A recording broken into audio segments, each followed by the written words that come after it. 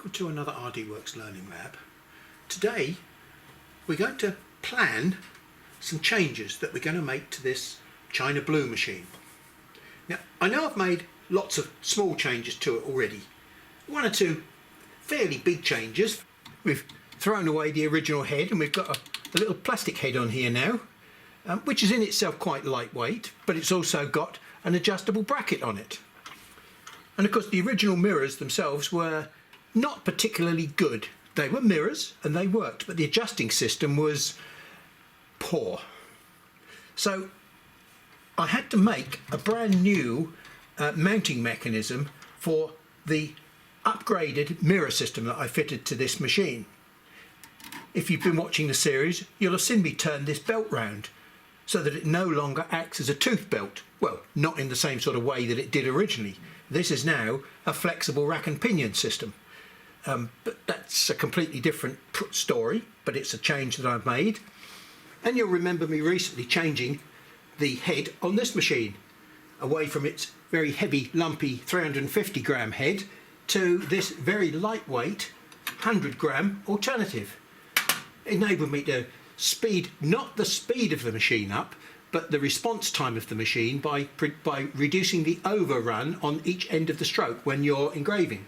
So it doesn't change the cutting speed, it just makes things so much lighter and quicker when you're doing engraving. So I looked at this very lightweight design and thought to myself, you know what, it mounts on this back plate here with 3 fixings. And it fixes on with this adjustable bracket that I made. Can I fit it onto the other machine as well, so that I've got a completely common system on both machines? I mean, I've already got this lens system here, which is the universal lens system that allows me to use anything from 1.5 inch, 2 inch, 2.5 inch, 4 inch compound lens. I can fit anything I want onto this machine and anything I want onto the other machine. Now, there are several issues that I've got to take into account when I fit this onto here. First of all, it's going to be very, very easy just to take this bracket off here, throw this lot away and mount this directly onto this front face here. But one of the problems we're going to have is this. Look at the centre of this and look at the centre of this. We're talking about probably 15-20 millimetre difference. The other thing that's a problem with this design is the fact that the adjustment is only up and down, Z. Whereas with this one, it's not only adjustable in Z, it's also adjustable in Y. So I've got full adjustment on this head in Z and Y. If I fit this on here, I've lost one of those adjustments. Is that a problem? Well, not really, because what it means is I've got to completely rework this mirror assembly here. It's already a rust special, because the other one that was on here was, to be honest, rubbish. So I've put a very stiff bracket on here now, which is fixed in not only to this bracket here, which is holding the stepper motor, which is in itself a fairly flimsy bracket, and it has to be attached further by a screw through here onto this support bracket to give it the stiffness that we require. Now when we look carefully at this bracket, we've got 2 fixings just here and here, but look at the way in which this bracket is bent. It's just total and utter rubbish. So what I'm going to have to do is to first of all think about, fortunately it's only a matter of a screw in here. I can take that screw out, and instead of these packing washers packing the bracket up that I mounted this originally on, what I can try and do is straighten this bracket out. So I put these washers behind here and fix it, so that I can try and straighten this bracket out but still keep the strength, because it's essential that this bracket is kept stiff. Not this bracket, because this is a really stiff bracket, but it's the bracket that the bracket is mounted on that's the problem. This bracket here as part of the motor mounting, which is actually a Z-shaped bracket, so it is stiff in 2 or 3 places, but at this point here it's potentially weak. unless it's fixed to this stabilising bracket here. So whereas when we adjusted the head we were able to adjust everything in one place, now we're going to have to separate the Z and the Y adjustment in two places. Now what that means is I've got to be very careful about the design of this bracket, because if I adjust this Y and I don't hold the mirror in exactly the right position, then every time I adjust this Y mirror I'm going to have to reset the X axis because it's going to pull out of position. So there is a disadvantage of adjusting this mirror to get all the adjustment that we want, but it is completely doable, I think, with the right sort of design. First of all, I've got to take dimensions of the beam where it is at the moment and what it could do. I've got to do a general layout of the beam, the mounting bracket, where the beam is coming from at the moment and where it's going to go to relative to here. So I need to position the head in the right place approximately. I need to position this bracket and this mirror, although I'm not going to use this mirror mounting bracket. I'm going to make my own mirror mounting bracket, because I think the only thing that's common about these machines will probably be this Z bracket that the stepper motor mounts on. So all these machines will have the same basic Z 1.2mm bracket. So I'm going to use this surface here, this top surface of the bracket, as a reference. So there's the challenge. Can we make this fit onto this machine? I think the answer is yes, but I've got to go away and do some very careful design work now. There's the window on the world, and as you can see it's dark outside and I've got lights on in my workshop here. So yeah, it's taken a little bit of time, but we've come up with a solution, I think, and that's all the pieces that we require. These pieces along here are going to have to be made of 5mm acrylic. These pieces here of 2mm acrylic, and this piece here, well, it could be anything that's 3mm. It could be bolted ply, it could be acrylic, it could be MDF. It's whatever you've got that's 3mm thick.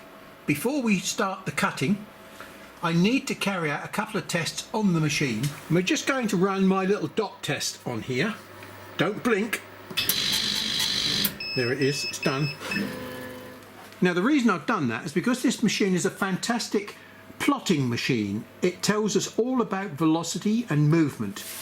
And if I'd got movement in the head itself or in the mirror, I would see lines that look like this, because the power is on continuously, but the head, in moving from one position to another, has not settled down, and so there'd be wobble on the head. It's like a fantastic self-checking machine. It tells you exactly what's going wrong if you can read what the picture means.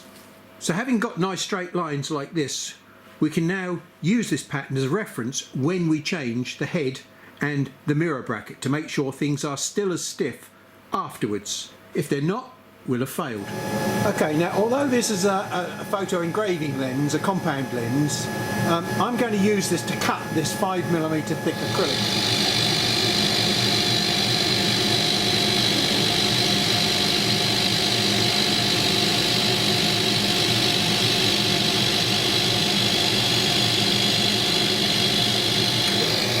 Engraving lens, it's not done a bad job of cutting those out. We'll see how they fit together in a few moments. Okay, now we're going to cut the 2mm acrylic.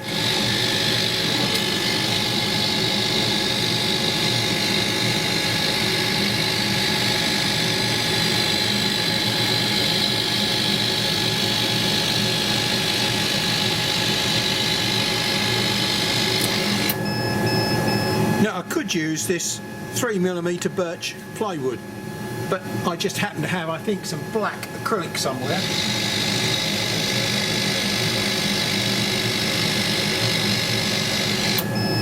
And there we go. So we want one little piece of black acrylic or 3mm thick material. Here we've got a pile of pieces which we're going to assemble and then glue. Let's make it easy for ourselves. We'll take this, whatever colour it is, whatever you've made it of, and pop that into there. That's the one with the hexagons in it. Now we'll pick this one up and we'll put it on top. So that one we can put aside now. Next we're going to pick this piece up, and there are two slots in there. You want the slot that's closest to the edge at the top there at 2 o'clock. And then we're going to match the slots up with this clear piece. We're going to put that underneath there, like that. Okay, now hold those together, and then we're going to find these pieces here. Now, the one thing that's obvious is this one. We should be able to plug that one through the middle there, and this one should now sit on top. And that will give you a little bit of guidance, if you like. It'll hold it all together for you. And now when you come to put these on, that one will only fit on one side. The holes are wrong, they won't fit on that side, so you can't get these side pieces wrong. So the two side pieces fit on there now, like that. I'm gonna hold that piece in with my middle finger there, okay, because this is the way that we want to put it on the machine. So that hole there should hang out the left hand side. You should see that that tongue sits in the middle, and then these slots on the front there clip into these like that. And there we are. Now we've got a complete little bracket assembly. But what I'm going to have to do is hold them together with elastic bands, which I'll go and get in a minute, and then we can run glue round the joints. So I'll just stand that there for a minute. So we've got this hole on the top right hand corner here, just above this slot, and this piece here will only fit in one way, because if you put it in this way, you'll see that that edge lines up with that hole. If you put it in this way, it doesn't. Conversely, you could say, well, okay, this slot here, this little marker at the top here, is over to the right hand side here. Okay, and now we're going to drop these little buttresses on here, and there we've got a mirror mount. Nice strong mirror mount, when it's all glued together, of course. And then finally we can look at these two pieces here. The mirror is going to sit on that piece, and it's going to sit in this piece, and then these two slots here are going to line up with this slot in here. So it's pretty simple how that one goes together, and they've got to be glued together as well. So now we just got to glue this whole lot together, and that's not quite as simple as it sounds, because look, they all keep falling apart. So we shall have to use a few elastic bands to help us. I always like elastic bands rather than tape, because tape doesn't put any tension on the system, whereas elastic bands do. Well, we're back to daylight again, and overnight the pieces have been glued. I'm just going to put a screw in there.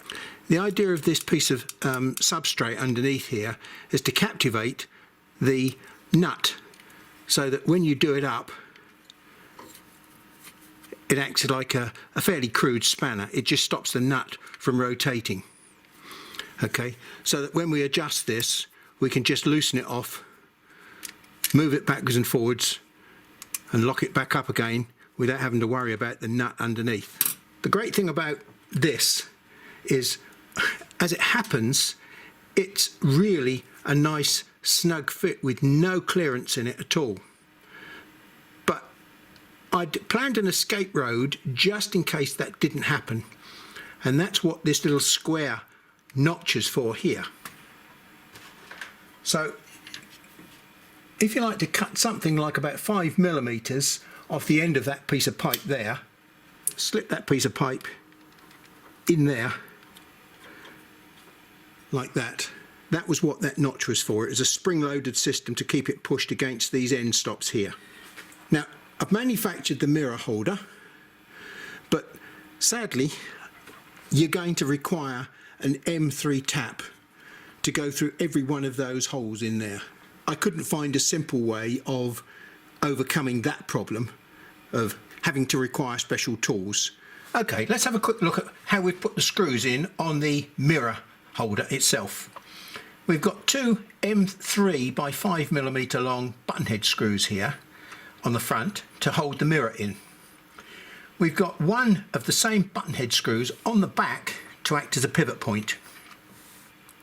And here we've got two M3 grub screws, and these are our adjusting screws.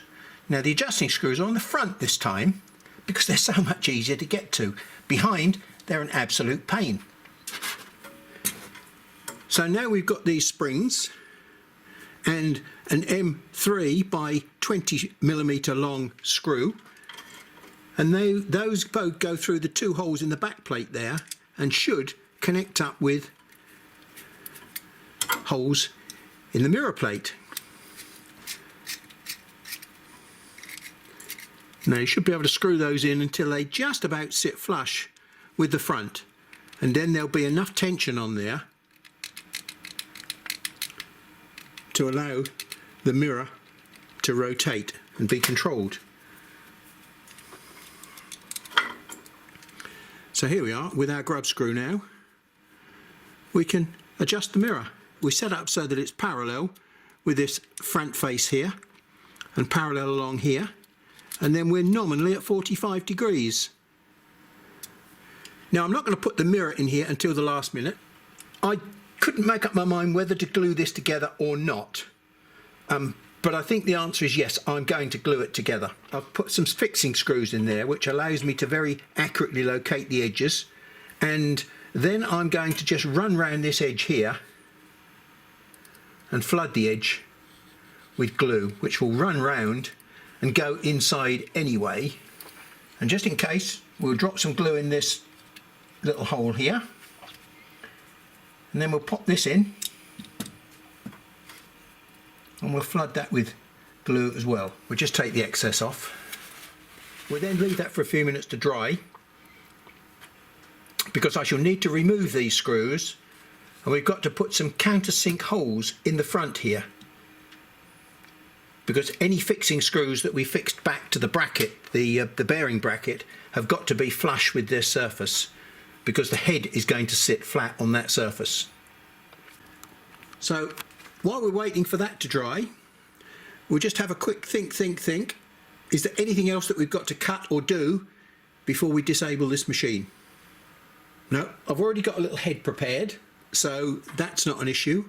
I've got mirrors from China now. They arrived yesterday, so that's fine. Everything has arrived just perfectly in time for this modification.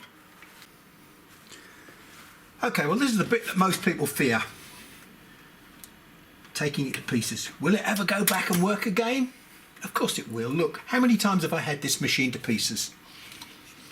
Now I'm afraid it's going to be goodbye to my copper mirror in the head here, because I don't have a 20mm copper mirror. Well, I've got one on the other machine, but I'm going to replace that with a molybdenum mirror as well.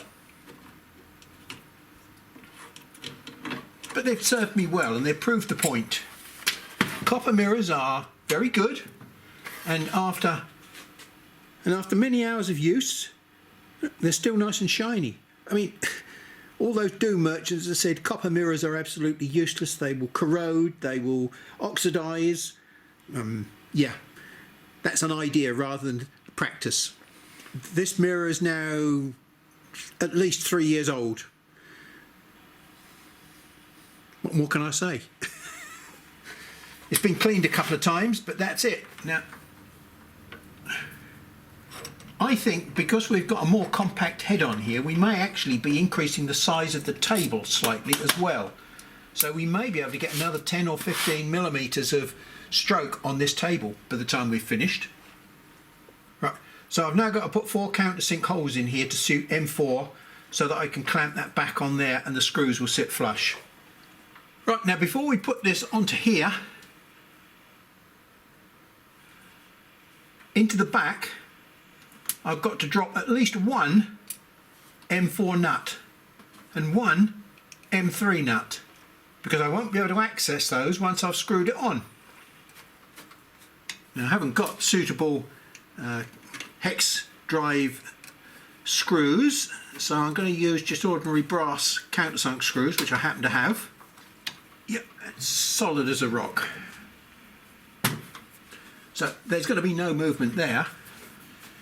Well, I managed to find a short key. I can now get in there and do it with my fingers, which is good.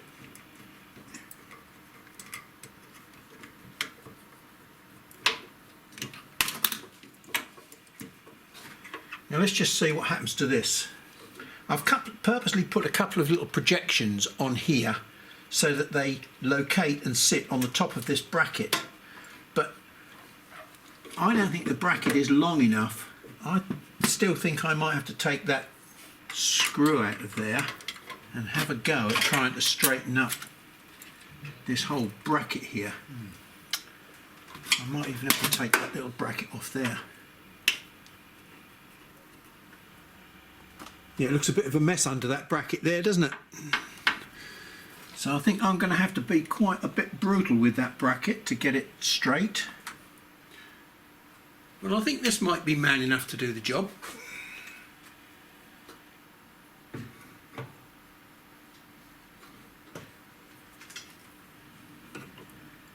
Well, that certainly looks as though it's done the trick. I mean, it might have looked brutal, but I don't think I can even get a cigarette paper down there now. I mean, that's back to dead flat, dead true. Something about this cable chain was influencing this bracket and distorting the position of the mirror when I first had it. So I purposely loosened that off so that it reduced its effect. So what I've got to do now is just cut away the bottom corner of that bracket there to allow me to have full adjustment. I could possibly put a countersunk screw in there, and that might... Would that fix it? No. Even a countersunk screw is going to get in the way. Well, there we go. One quick adjustment later. That's locked it on there really solid now. Right, well, just for experimental purposes, I've got a copper mirror here that I bought from China, which is gold plated, 3mm thick. So we'll just tuck that one in there for the time being, just to experiment and see if we can find out where the beam is. So I hope that with a bit of luck I will be able to just pop that mirror in there. There we go. So we've been able to pop that mirror in there now without taking the screws out. So it just slipped in behind the screws. So I've not touched mirror one, so the beam will still be absolutely true to the y-axis. What I've got to do is establish where it is in relation to the mirror. And I think we'll do that initially with a bit of a pathfinder. We'll just pop that in front there so that we can see where the beam is. Now we'll just do a quick pulse. Wow. So I think we'll go and have a look at that on the mirror. It needs to go along just a little bit. And back just a shade. And that's pretty central to the mirror. So I'll lock the mirror up in that position now because we know that it's correct in that plane, so we've set the x-axis for that bracket. Okay, we're quickly just going to build the head. Now, by mistake, Cloud Ray sent me some silicon mirrors, which, to be honest, I would never buy. They're expensive, but the problem with a silicon mirror is very simple. Silicon is not a reflective material.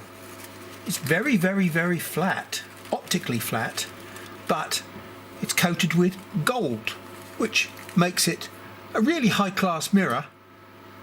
But if you get it dirty, gold is very soft, and that surface is very, very thin. It would take very little to wear through that gold, and you'll be back to a surface which is not reflective. Molybdenum mirrors may be 1 or 2% less reflective, but they will just go on and on and on, and you can treat them like rubbish and they will still give you good life because you'll be able to polish them up, as I've shown you before, with silver polish. You can do anything with them. So I would never choose one of these, but because it's here, I'm going to use it. So we put that mirror in there with two little M3 button head screws.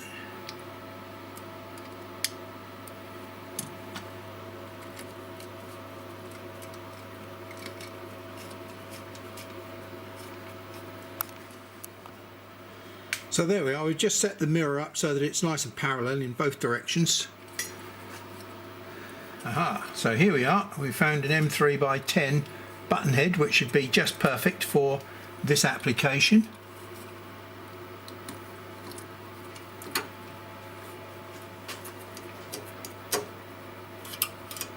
Oh, look at that. We can probably use these M4s. Now this one should just go straight in and pick up on the nut, which it does. And this one we shall have to put the nut in the back, if you remember, because there we go.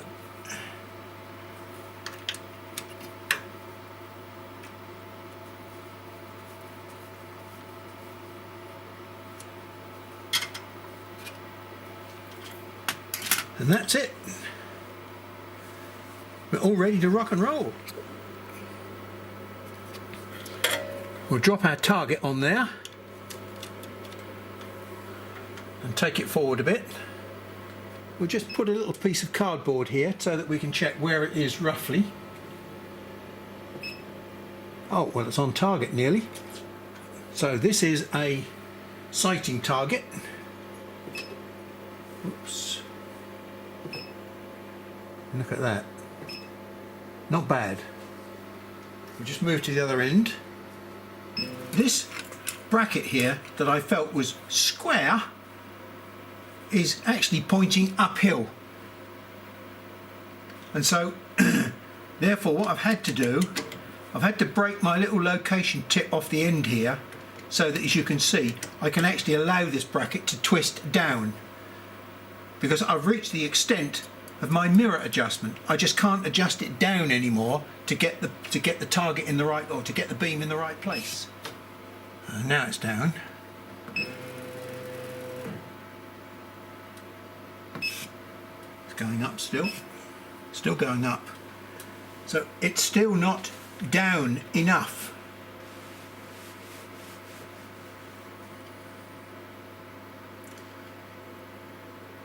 So that bracket is really way out of line. So I'm going to have to take this off and stretch the hole in here to allow it to twist even more. So first of all, while I've got the mirror off, I'm going to set it true to this edge again so that I know that it's 45 degrees. Okay, so now I've got the ability to swing the mirror this way as well. So we've got every sort of adjustment we can ask for on that mirror now. The slots in there are very badly formed this way. They're done with a CNC punch and they're nibbled. So let's first check whether or not my beam is roughly on the centre of that mirror.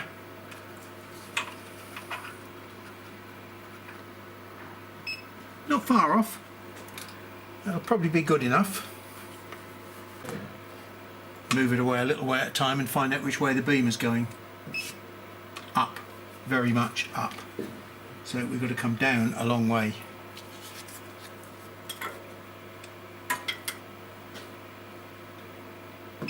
Ah, that's better.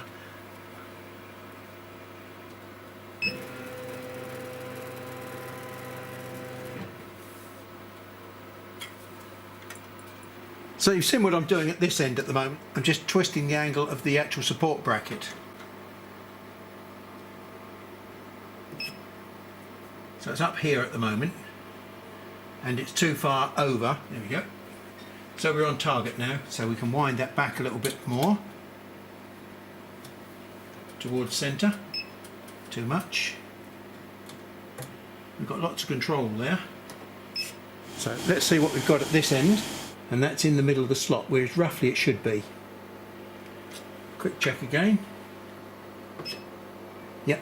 Now we'll just move across to the other end. We've got to come up just a shade. That means I've got to twist the mirror very slightly that way. Okay. So now I've basically got my x-axis running dead true. It might not be true there, but that's easy to change now. We can now adjust Y with this mirror by loosening the mirror on the bracket off. And we can slide that across just about what do we need? 2 millimeters. 1. Just a quick check. There we go. So we'll just tighten that up again.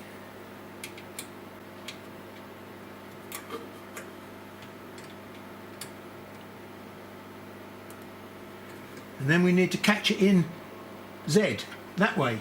So we've now got to drop the head down to bring the beam up. So we've got to drop the head down just a shade more.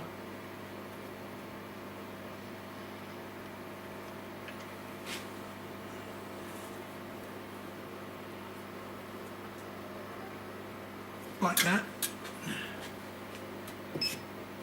And that looks pretty good. Let's just plug another one on and see what we've got.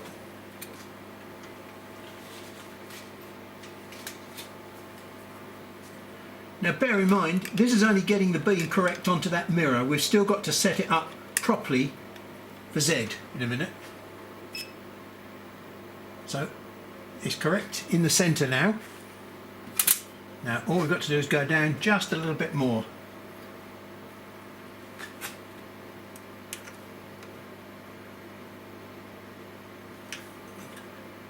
Just verify whether or not it's perpendicular to the table, and we do that by bringing up the table more or less as high as we can.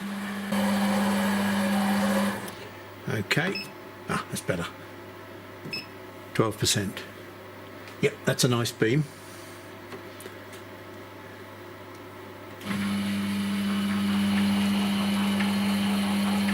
Somewhere about there. Then we'll try again. Just the merest hint forward. And if we want it forward, then what we've got now to think about is this across here as a hinge. So this whole thing is going to move about these 2 points here. So as I adjust this one, it will move it forward very slightly, and to move it forward I've got to tip the mirror very slightly that way. Very slightly. And I think that's probably about it. So we've set X across here, and now we're setting Z downwards. So we've got Z setting downwards, but we still don't know whether or not the beam is sitting in the axis of the lens tube. So what we'll now do is we'll drop and clamp the lens tube just here. When I say a small adjustment, it'll be a very, very small adjustment. So we loosen this off. We'll push that across just a fraction and tighten it back up. There we go, spot on centre line that way now. So now we've got to work on it this way. Now, at the moment, the beam is forward, which means that it is hitting the mirror too high. If we want it to hit the mirror lower down, what we've got to do is to raise the head up. So by raising the head up, we shall move the spot backwards. Okay, so we're getting closer now. So we'll put another target in.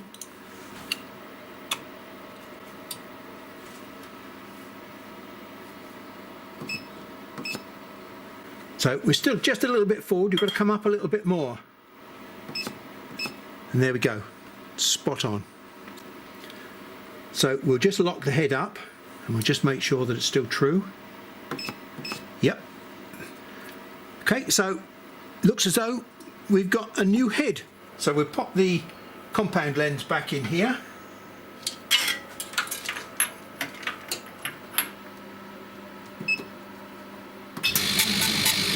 I can hear that sounds crisper. 11.7. As you can see, perfectly straight, no wobbles or anything. So that's a fairly successful head transplant. Now this machine is substantially worse with overrun and overtravel than my other machine. Let's just empty the machine for a few moments and we'll do a few quick tests. Yeah, I'm going to have to estimate where the edge, where the centre of the beam is by moving the job, if I can. So let's start the program off. Now look, this is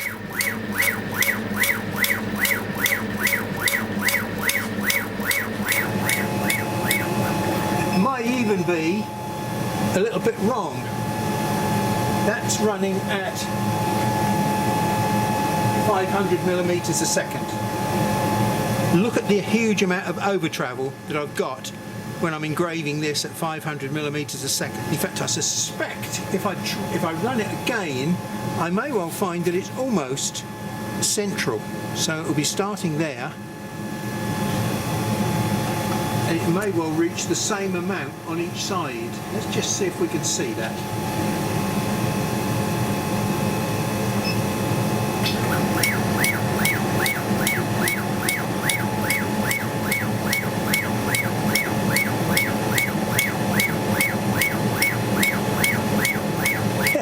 I would actually say that's about right. Look, it looks as though I've just got a piece of material there that's exactly the stroke that's taking place. So very approximately, I'm suspecting these are about the same distance, 38, so they're not far off by eye. 37, 37. So there's somewhere in the region of about 37 millimeter overtravel there at the moment. So first of all, let's read what it actually is. Now, its actually acceleration is 15,000. So we're going to put that to 30,000, double it. And we'll write that back, 3,000. We're going to add a naught in there and make that 30,000. Now we're going to write that back. Hold on to your hats and let's see what happens.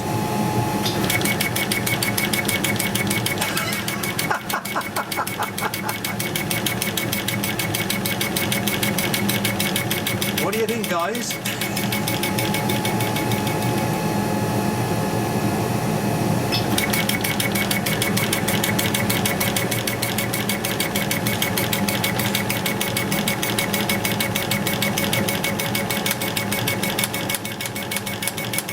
Not far off there.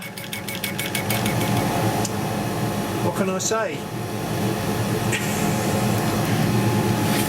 Let's generously say that that is now 5 millimeters. That was previously running at 3,000 millimeters per second squared acceleration, and this one is now running at 30,000 millimeters per second squared.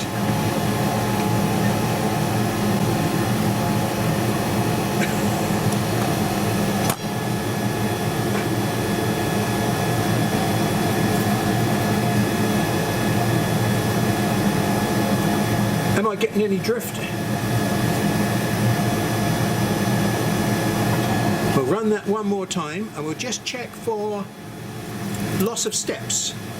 We're going to draw a rectangle first, then we're going to fill it in, and we'll see whether or not there's a drift between the rectangle that I draw first and the fill-in that takes place second.